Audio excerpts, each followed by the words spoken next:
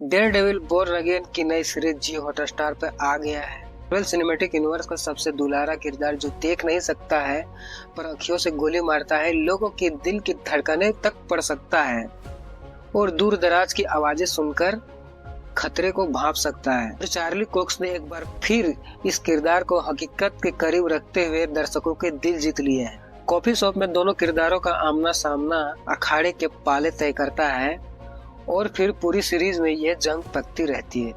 इस बार डेयरडेविल बदला बदला सा है, अपने इंद्रियों से ज्यादा इस बार अपने ज्ञान की गुमान में है। अपराधियों की राजनीति में दबदबा बनाने की कोशिशों से सीधा मुकाबला है और इस मुकाबले में जीत हुई है एमसीयू की, जिसका बीते कई सालों से लगातार छीना हुआ दिख रहा था।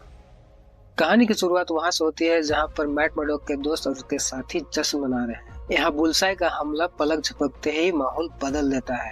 मैट डेयरडेविल बनना होता है और इन सब के बीच उसका जिगरी दुनिया छोड़ जाता है। अब उसे अपनी इन इंद्रियों की शक्तियों से नफरत होती दिखती है। डेयरडेविल का मार्क्स वो त्याग देता है और इस घटना के साल भर बाद कहानी एक नया मोड़ लेता है। अब उसकी अपराधियों से लड़ाई अदालत में होती है। मैट मर्डॉक के जीवन में नया प्यार आ चुका है। वो मास्क नहीं पहनना चाहता, लेकिन उधर किंगपिन यानी विल्सन फिक्स का नया चेहरा न्यूयॉर्क का मेयर बनकर हासिल करता है।